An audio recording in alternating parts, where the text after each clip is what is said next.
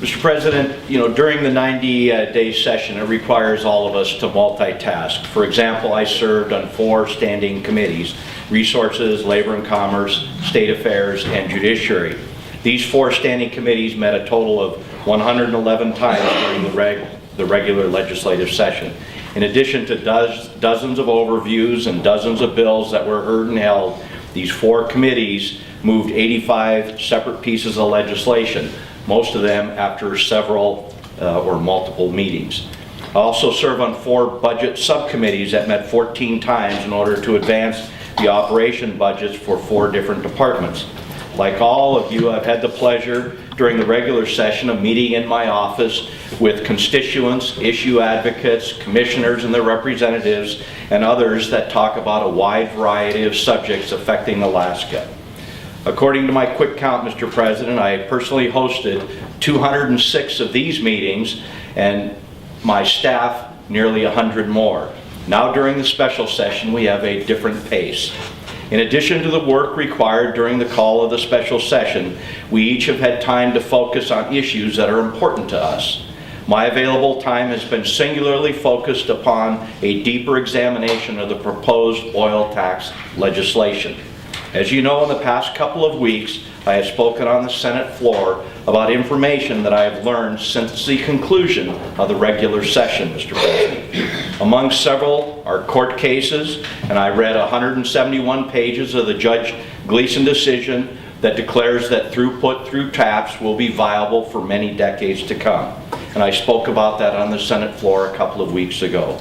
Just last week, I spoke about recent data that was reported by the Department of Revenue that reveals that Alaska's effective tax rate is more competitive than many probably had heard. Additionally, since the last day of the regular session, I have sent a number of messages to the Department of Revenue that presented questions relating to the oil tax issue to help us better understand the math problem that I spoke about last week. With each passing day, Mr. President, it seems that I learned something new that was not part of the debate during the regular session. The argument that we should proceed cautiously, to measure twice and cut once, continues to be justified by this new information. Just this past Friday, Mr. President, I discovered an October 2010 document, and it's titled State of Alaska Department of Revenue Comprehensive Plan and Feasibility Study. This study was written by a consultant named Fast Enterprises, LLC. This is a company from the state of Colorado that provides software and information technology regarding government tax and revenue divisions within, for example, the state of Alaska. And I have printed copies of that report, and I have distributed them to all of the senators here today. This report from Fast Enterprises was delivered to the administration after it was completed in October 2010. The Fast Enterprises report can be fairly summarized as indicating a few major points. The vast majority of the tax division's processes are manual with significant probability of human error. The tax laws in Alaska have changed, but our tax systems have not changed. Alaska has unsecured, unstable spreadsheets which are stretched beyond intended uses. Reports to the legislature can be inaccurate, can be misleading, and this is so because of incorrect and incomplete data and human error. We have a Microsoft Access program which is vulnerable to data corruption and data loss, with users accidentally overwriting each other's data input. As to the offtake volume reporting, and this is the wellhead production data, this is provided to Alaska's Economic Research Unit, and this data is limited because it requires manual entry of this data. And because the Economic Research Unit does have limited data, its ability to analyze and forecast is lessened. As to the actual returns filed by people that are doing business with the state of Alaska, some tax types, including Alaska's oil and gas production tax, have no computer system at all.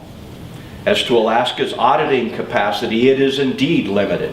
The Department of Revenue auditors are so busy manually inputting data, they never get time to perform audits. An audit department without the time to perform audits. This explains why there are no audits of the ACE's tax structure. There is no reliable information on whether the credits under Alaska's tax system are working. There is no reliable information as to whether capital expenditures are being spent on capital investments as compared to ordinary maintenance. And this, again, it should be understood, is not an oil industry problem. This is an internal problem to the state of Alaska. As to specific Department of Revenue reports to the legislature, the October 2010 FAST report indicates that this is a manual process with data gathered from multiple sources. This report confirms that the data is often not available and the numbers may be completely unreliable. Due to systems limitation, the Department of Revenue has severely limited capacity as to the information which it is available to convey to the legislature. I quote from a Department of Revenue tax employee, and this is on page 48 of the report. The word is out, Alaska's tax system is broken. Mr. President, during the deliberations on Senate Bill 49 in the Senate Resources Committee, this critically important information was never released to the Senate Resources Committee, even as we discussed limitations on the Department of Revenue's auditing capacities. And I will be seeking an explanation as to the omission of this important information from that committee. Mr. President, the legislature should perform its due diligence and make sure that we have reliable, trustworthy information before we make any decision upon Alaska's production tax system.